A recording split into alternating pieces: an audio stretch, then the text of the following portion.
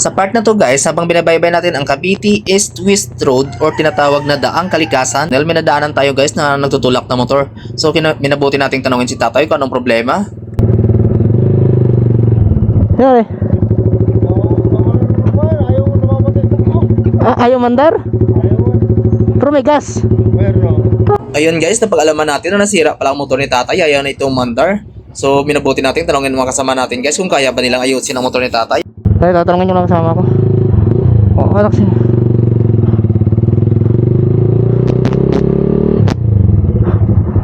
Layo na daw tinulakan nila eh. Paano kaya? Ayaw mandar. Ayaw mandar lang. Pero may gas naman. Marunong ka? Oh, sige, tino. So ayun guys, napag-desisyon na namin na ayusin muna namin ang motor ni tatay bago kami tumuloy sa next appointment namin. Dahil sa totoo lang guys, may nahabol kaming oras nito guys kasi may meron pang pupuntahan na importante. So wala tayong magawa guys dahil emergency to, kawawa naman sa tatay, kaya napag-isipan namin tulungan na lang muna, tsaka hahabol na lang kami mamaya kung sakaling maayos na namin kagad ang motor ni tatay.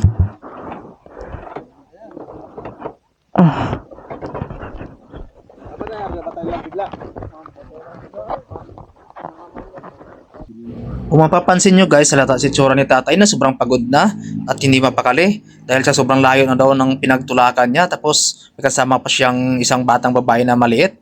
So nadaanan din natin kanina guys yung tinutukoy niya na pinagtulakan niya, sobrang haba at tarik ng ahon na yun guys.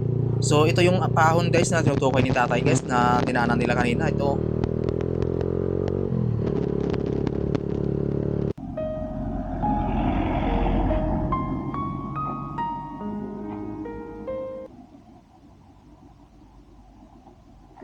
Grabe sa pahong yun eh, kahaba ng pahong yung tulas naman doon.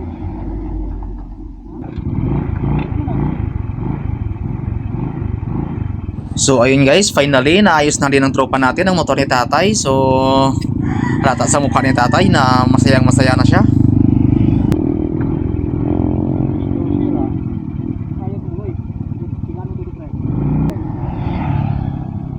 So ayun guys, sinubukan ng tropa natin yung motor ni tatay kung talagang gumagana na at saka hindi na sila may lagay sa alanganin mamaya. Kasi guys, medyo malayo-layo pa to guys bago makarating ng bayan, mga ilang kilometro pa.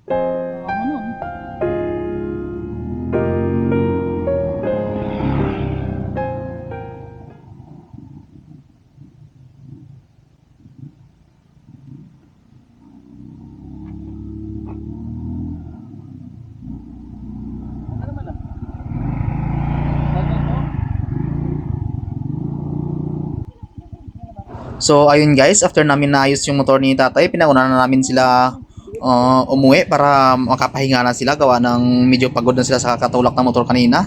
So kami guys, naiwan kami gawa ng may isang pyesa na nawala, nagagaling sa motor ko mismo.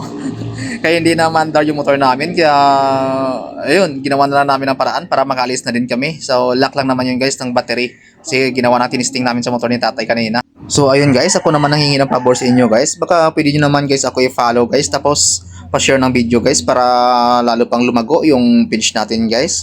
Maraming salamat. Bye bye.